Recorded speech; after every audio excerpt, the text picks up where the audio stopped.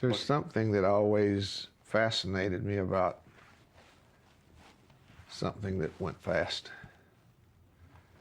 Carroll Shelby revolutionized race car driving to what we know today. As an aspiring race car driver beginning in the 1950s, Carroll Shelby changed the way people participated in race car driving as well as build cars that could outrace and outperform others, even the best race cars out there. So let's hear it from those who knew him and Shelby himself. My name's Carroll Shelby, and performance is my business.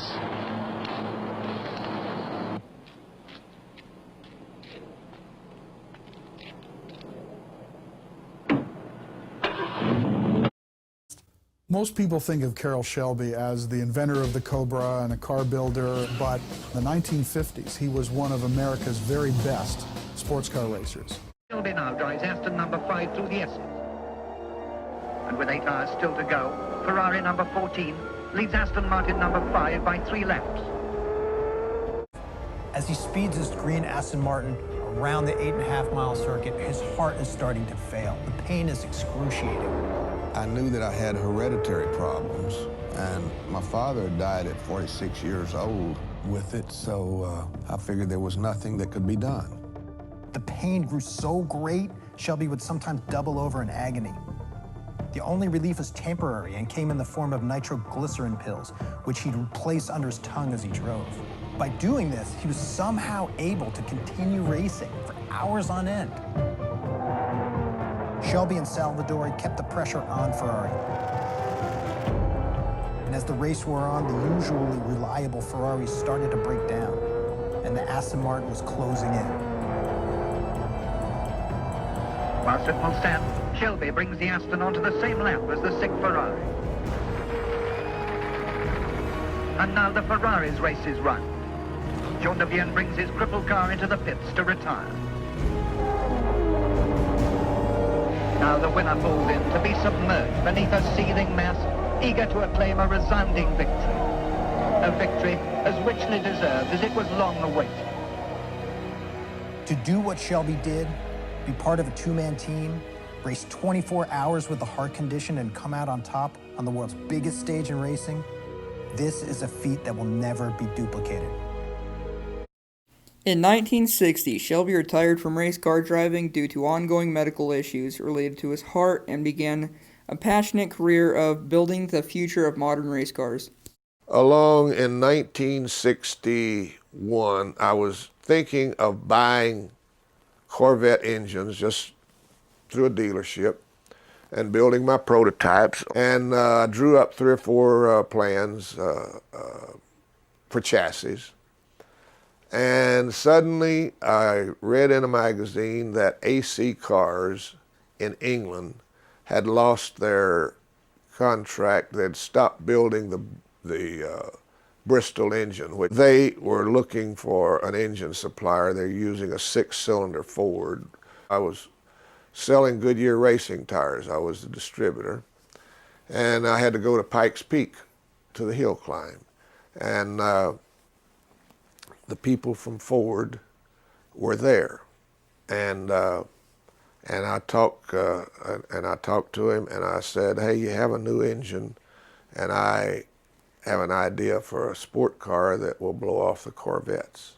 He asked me to come back to Detroit, and this was before I'd even made a deal with AC Cars. So I put him off. I got on an airplane, went to England, and I said to the AC people, I said, "If I can get an American V8 engine, would you be interested in building me a couple of prototypes and putting them in?" And they said yes, they would. So I got on the airplane, went straight back to Detroit, and they took me to Icoca, who was sales manager of the Ford division then. And I said, "You have a new little engine here, and if you will furnish me a few engines and give me $25,000, I can build you a sport car that'll blow off the Corvette." As Icoca said, "You better give that guy $25,000 before he bites somebody." It was an archaic chassis. It was 20 years old then. And when we wound up with that car, Not one nut and bolt was in it that AC had originally put in it. It had the same design, two archaic old buggy springs, one at the front and one at the back, but even they were different lengths. The A-arms, all the stuff was different. If we'd been smart, we would have designed a new chassis. First time we showed up at Riverside with the Cobra, nobody knew what to think. McDonald and I were up toward the front. I knew I had to beat him to win, so I wanted to measure the Cobra against the Corvette. Actually, I was surprised how easy it was to beat the Corvette with the Cobra. I was at least a half a lap ahead. Come out turn 9 was the bank turn, all of a sudden it went boom. And then the wheel and tire passed me. I said, this is not good. The Cobra was handily leading the race and broke a stub axle, and the Stingray won. But everyone knows that the Cobra is going to dominate thereafter.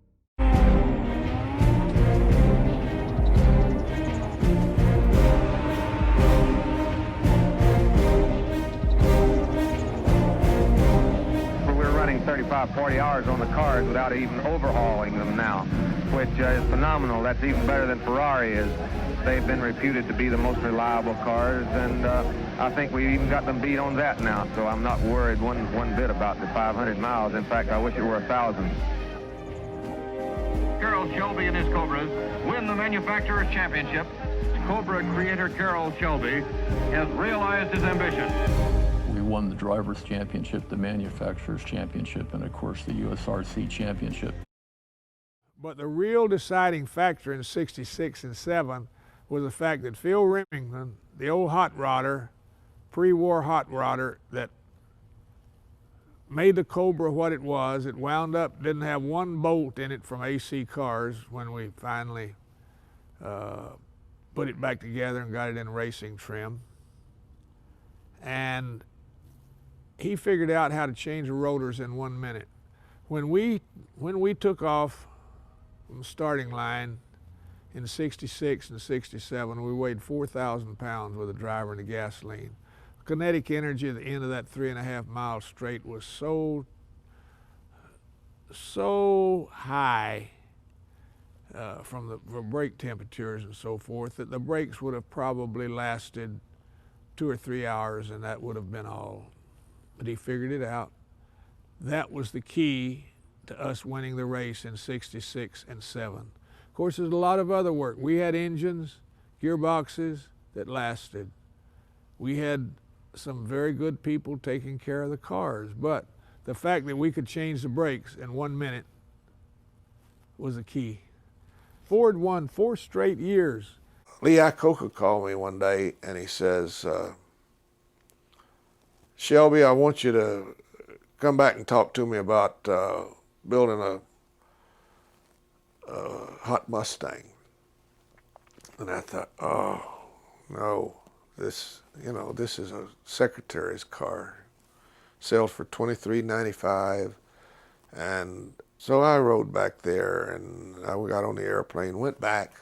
The people at the Sport Car Club of America said, no, it's not a sport car. You can't do this. But he wanted me to build this Mustang. So I went back to Sport Car Club of America. I said, what do I have to do to make this damn thing a sport car? I says, I got orders to do this. So they says, put bigger brakes on it. Put a racing suspension on it. Hop the engine up. Take the back seats out. Make it a sport car. Put a roll cage in it. I said, okay, that sounds reasonable. So we hired a fellow named Chuck Cantwell, an engineer, and he and Ken Miles in 60 days had the thing running. We had a budget of $2,500 to do it. Got it done and took it out and tested it, and sure enough, it'll blow the Corvettes off.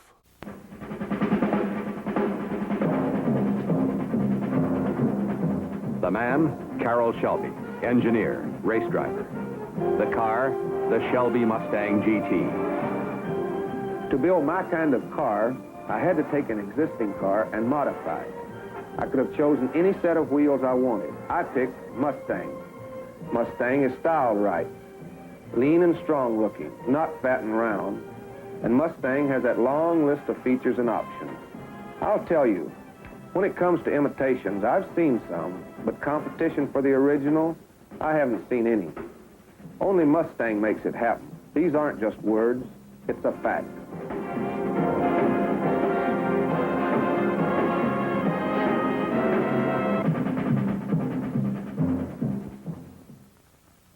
Ford has a better idea.